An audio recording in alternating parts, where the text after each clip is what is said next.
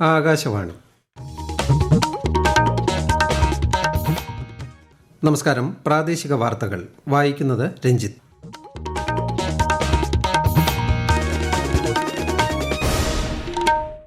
പ്രധാന വാർത്തകൾ. രാജ്യത്ത് ലോക്സഭാ തിരഞ്ഞെടുപ്പിന്റെ 3ാം ഘട്ട വോട്ടെടുപ്പ് പുരോഗമിക്കുന്നു. വിധിയെഴുത്ത് 93 മണ്ഡലങ്ങളിൽ. ഇന്ത്യയുടെ തിരഞ്ഞെടുപ്പ് പ്രക്രിയ ലോകത്തിലെ മറ്റ് ജനാധിപത്യ രാജ്യങ്ങൾക്ക് മാതൃകയാണെന്ന് പ്രധാനമന്ത്രി നരേന്ദ്രമോദി. സംസ്ഥാനത്ത് ഉഷ്ണതരംഗത്തിൽ മരിച്ചവരുടെ കുടുംബങ്ങൾക്ക് സർക്കാർ ധനസഹായം നൽകണമെന്നും കർഷകർക്ക് പ്രത്യേക പാക്കേജ് പ്രഖ്യാപിക്കണമെന്നും പ്രതിപക്ഷ നേതാവ്. മുഖ്യമന്ത്രി പിണറായി വിജയനും മന്ത്രി മുഹമ്മദ് റിയാസും വിദേശത്ത് വിനോദയാത്ര പോയത് നിരുത്തരവാദപരമെന്ന് കേന്ദ്രമന്ത്രി വി മുരളീധരൻ.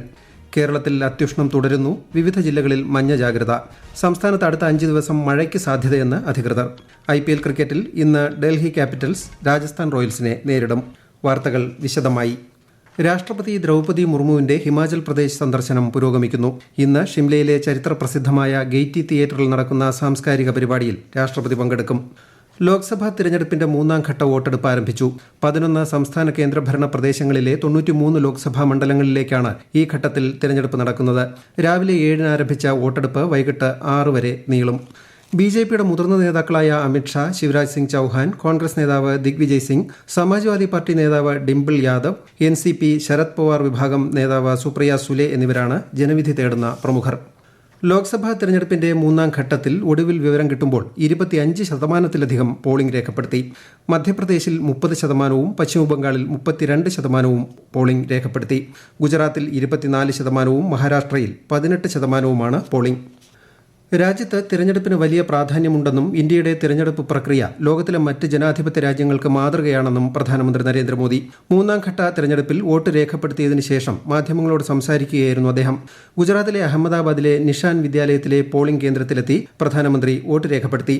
സമ്മതിദാനാവകാശം വിനിയോഗിക്കാനും ജനാധിപത്യത്തിന്റെ ഉത്സവത്തിൽ പങ്കുചേരാനും ജനങ്ങളെ അദ്ദേഹം ആഹ്വാനം ചെയ്തു. പ്രധാനമന്ത്രി ഇന്ന് മഹാരാഷ്ട്രയിലെ ബീഡിലും അഹമ്മദ്നഗറിലും തിരഞ്ഞെടുപ്പ് റാലികളെ അഭിസംബോധന ചെയ്യും. ഉച്ചയ്ക്ക് ശേഷം ബീഡിൽ BJP സ്ഥാനാർത്ഥി പങ്കജ മുണ്ടെയ്ക്ക് വേണ്ടി അദ്ദേഹം പ്രചാരണം നടത്തും. ലോക്സഭാ തെരഞ്ഞെടുപ്പിന്റെ 7ാമത്തെയും അവസാനത്തെയും ഘട്ടത്തിനായുള്ള വിജ്ഞാപനം തെരഞ്ഞെടുപ്പ് കമ്മീഷൻ പുറത്തിറക്കി. 7 സംസ്ഥാനങ്ങളിലെയും ഒരു കേന്ദ്രഭരണ പ്രദേശത്തെയും 57 ലോക്സഭാ സീറ്റുകളിലേക്കാണ് ഈ ഘട്ടത്തിൽ വോട്ടെടുപ്പ് നടക്കുന്നത്. ഈ മാസം 14 വരെ നാമനിർദ്ദേശ പത്രിക സമർപ്പിക്കാം. മുഖ്യമന്ത്രി പിണറായി വിജയനും വിനോദസഞ്ചാര മന്ത്രി മുഹമ്മദ് റിയാസും ചുമതല കൈമാറാതെ വിദേശത്ത് വിനോദയാത്ര പോയത് നിരുത്തരവാദപരമെന്ന് കേന്ദ്ര സഹമന്ത്രി വി മുരളീധരൻ. തിരുവനന്തപുരത്ത് മാധ്യമപ്രവർത്തകരോട് സംസാരിക്കുകയായിരുന്നു അദ്ദേഹം. ചൂട് കാരണം ജനങ്ങൾ ബുദ്ധിമുട്ടുമ്പോഴാണ് മുഖ്യമന്ത്രി ബീച്ച് ടൂറിസത്തിന് പോകുന്നതെന്ന് ശ്രീ മുരളീധരൻ ചോദിച്ചു. വിനോദയാത്ര പോയതിന്റെ വരുമാനം മുഖ്യമന്ത്രി വെളിപ്പെടുത്തണമെന്നും അദ്ദേഹം ആവശ്യപ്പെട്ടു.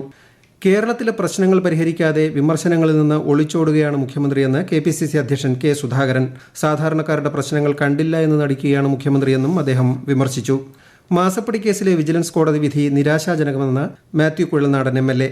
തിരുവനന്തപുരത്ത് വാർത്താസമ്മേളനത്തിൽ സംസാരിക്കുകയായിരുന്നു അദ്ദേഹം. കോടതി വിധി തന്നെ തളർത്തില്ലെന്നും വിധിക്കെതിരെ ഹൈക്കോടതിയിൽ അപ്പീൽ നൽകുമെന്നും മാത്യു കുഴൽനാടൻ പറഞ്ഞു. കേരളത്തിൽ കടുത്ത ചൂട് തുടരുന്നു. വിവിധ ജില്ലകളിൽ താപനില സാധാരണയേക്കാൾ 4 ഡിഗ്രി വരെ കൂടാൻ സാധ്യതയുണ്ടെന്ന് കാലാവസ്ഥാ വകുപ്പ് അറിയിച്ചു. ഇതേ തുടർന്ന് വിവിധ ജില്ലകളിൽ മഞ്ഞ ജാഗ്രത പ്രഖ്യാപിച്ചു. പാലക്കാടാണ് ഏറ്റവും ഉയർന്ന താപനില. കൊല്ലം, തൃശൂർ, കോഴിക്കോട് ജില്ലകളിൽ ഉയർന്ന താപനില 38 ഡിഗ്രി സെൽഷ്യസ് വരെയും, ആലപ്പുഴ, കോട്ടയം, പത്തനംതിട്ട, എറണാകുളം, കണ്ണൂർ, കാസർഗോഡ് ജില്ലകളിൽ ഉയർന്ന താപനില 37 ഡിഗ്രി സെൽഷ്യസ് വരെയും, തിരുവനന്തപുരം, മലപ്പുറം ജില്ലകളിൽ ഉയർന്ന താപനില 36 ഡിഗ്രി സെൽഷ്യസ് വരെയും ഉയരാൻ സാധ്യതയുണ്ടെന്നും കേന്ദ്ര കാലാവസ്ഥാ വകുപ്പ് അറിയിച്ചു.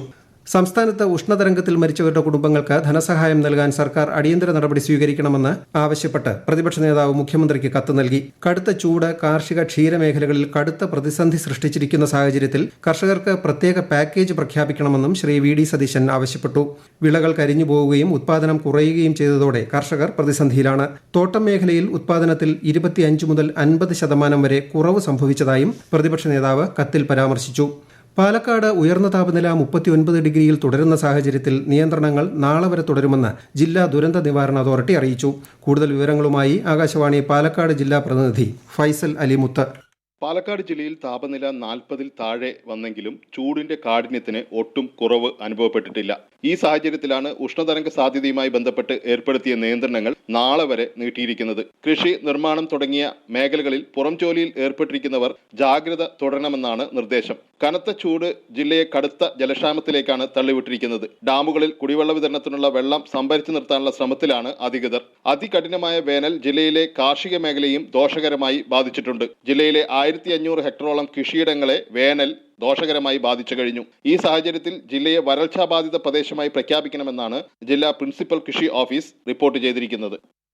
അന്തരീക്ഷ താപനില ക്രമാതീതമായി ഉയരുന്ന സാഹചര്യത്തിൽ വളർത്തുമൃഗങ്ങളുടെ ജീവഹാനിക്ക് നഷ്ടപരിഹാരം അനുവദിക്കും. ദുരന്ത നിവാരണ നിധിയിൽ നിന്നാണ് ധനസഹായം ലഭിക്കുക. സർക്കാർ മൃഗാശുപത്രികൾ വഴി ദുരന്ത നിവാരണ അതോറിറ്റിക്ക് അപേക്ഷ സമർപ്പിക്കണം. പോസ്റ്റ്മോർട്ടം റിപ്പോർട്ടും സാക്ഷ്യപത്രവും നിർബന്ധമാണ്. സംസ്ഥാനത്ത് അടുത്ത 5 ദിവസം മഴയ്ക്ക് സാധ്യതയെന്ന് കേന്ദ്ര കാലാവസ്ഥാ വകുപ്പ്. കണ്ണൂർ, കാസർഗോഡ് ജില്ലകളിൽ ഇന്ന് ഒറ്റപ്പെട്ട ഇടങ്ങളിൽ ഇടിമിന്നലോടുകൂടിയ നേരിയതോ മിതമായതോ ആയ മഴയ്ക്കും മണിക്കൂറിൽ 40 കിലോമീറ്റർ വരെ വേഗതയിൽ വീശിയേക്കാവുന്ന ശക്തമായ കാറ്റിനും സാധ്യതയുണ്ട്. കടൽക്ഷോഭം രൂക്ഷമാകാൻ സാധ്യതയുള്ളതിനാൽ മത്സ്യത്തൊഴിലാളികളും തീരദേശവാസികളും ജാഗ്രത പാലിക്കണം. നിരോധിത ഭീകര സംഘടനകളിൽ നിന്ന് ധനസഹായം സ്വീകരിച്ചെന്ന ആരോപണത്തിൽ ഡൽഹി മുഖ്യമന്ത്രി അരവിന്ദ് കെജ്രിവാളിനെതിരെ NIA അന്വേഷണം വേണമെന്ന് ഡൽഹി ലഫ്റ്റനന്റ് ഗവർണർ വിനയ് കുമാർ സക്സേന. മുഖ്യമന്ത്രി കെജ്രിവാളും ആം ആദ്മി പാർട്ടിയും ഖലിസ്ഥാൻ അനുകൂല ഗ്രൂപ്പുകളിൽ നിന്ന് $16 മില്യൺ രാഷ്ട്രീയ ധനസഹായം സ്വീകരിച്ചതായി പരാതി ലഭിച്ചിട്ടുണ്ടെന്ന് ആഭ്യന്തര സെക്രട്ടറിക്ക് അയച്ച കത്തിൽ ശ്രീ സക്സേന വ്യക്തമാക്കി. ആരോപണങ്ങൾ ആം ആദ്മി പാർട്ടി നിഷേധിച്ചു.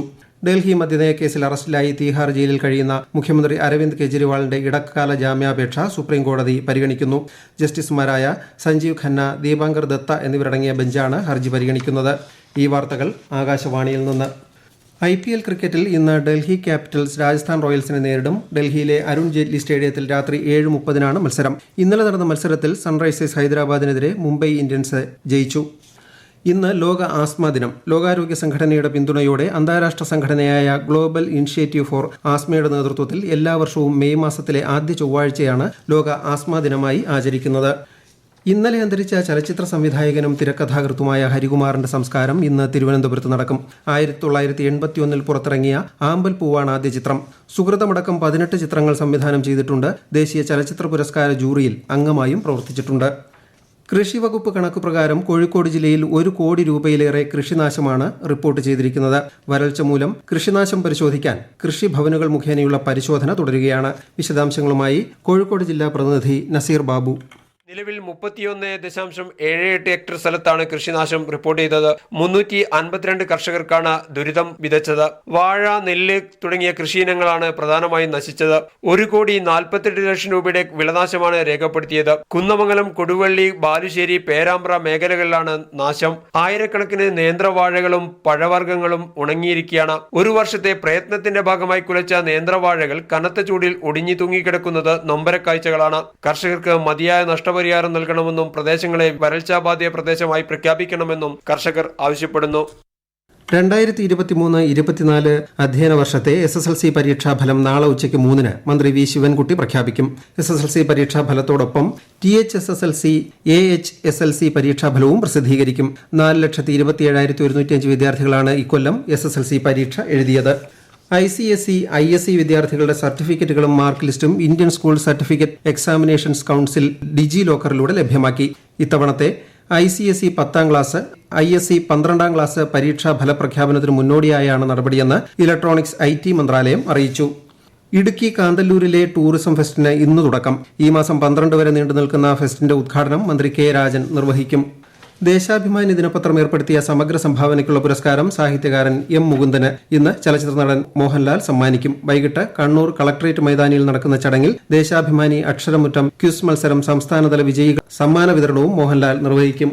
ഓഹരി വിപണികൾ നഷ്ടത്തിൽ വ്യാപാരം ആരംഭിച്ചു. ബോംബെ ഓഹരി സൂചിക സെൻസെക്സ് 471 പോയിന്റ് താഴ്ന്ന് 73,424-ലും ദേശീയ ഓഹരി സൂചിക നിഫ്റ്റി 165 പോയിന്റ് നഷ്ടത്തിൽ 22,277-ലും വ്യാപാരം തുടരുന്നു. സ്വർണ്ണവില ഉയർന്നു. പവന് 240 രൂപ വർദ്ധിച്ച് 53,080 രൂപയും ഗ്രാമിന് 30 രൂപ കൂടി 6,635 രൂപയുമാണ് ഇന്നത്തെ വില. പ്രധാന വാർത്തകൾ വീണ്ടും. രാജ്യത്ത് ലോക്സഭാ തെരഞ്ഞെടുപ്പിന്റെ 3ാം ഘട്ട വോട്ടെടുപ്പ് പുരോഗമിക്കുന്നു. വിധിയെഴുത്ത് 93 മണ്ഡലങ്ങളിൽ. ഇന്ത്യയുടെ തിരഞ്ഞെടുപ്പ് പ്രക്രിയ ലോകത്തിലെ മറ്റ് ജനാധിപത്യ രാജ്യങ്ങൾക്ക് മാതൃകയാണെന്ന് പ്രധാനമന്ത്രി നരേന്ദ്രമോദി. സംസ്ഥാനത്ത് ഉഷ്ണതരംഗത്തിൽ മരിച്ചവരുടെ കുടുംബങ്ങൾക്ക് സർക്കാർ ധനസഹായം നൽകണമെന്നും കർഷകർക്ക് പ്രത്യേക പാക്കേജ് പ്രഖ്യാപിക്കണമെന്നും പ്രതിപക്ഷ നേതാവ്. മുഖ്യമന്ത്രി പിണറായി വിജയനും മന്ത്രി മുഹമ്മദ് റിയാസും വിദേശത്ത് വിനോദയാത്ര പോയത് നിരുത്തരവാദപരമെന്ന് കേന്ദ്രമന്ത്രി വി മുരളീധരൻ. കേരളത്തിൽ അത്യുഷ്ണം തുടരുന്നു, വിവിധ ജില്ലകളിൽ മഞ്ഞ ജാഗ്രത. സംസ്ഥാനത്ത് അടുത്ത 5 ദിവസം മഴയ്ക്ക് സാധ്യതയെന്ന് അധികൃതർ. IPL ക്രിക്കറ്റിൽ ഇന്ന് ഡൽഹി ക്യാപിറ്റൽസ് രാജസ്ഥാൻ റോയൽസിനെ നേരിടും. പ്രാദേശിക വാർത്തകൾ കഴിഞ്ഞു. അടുത്ത വാർത്താ പ്രക്ഷേപണം 12:50.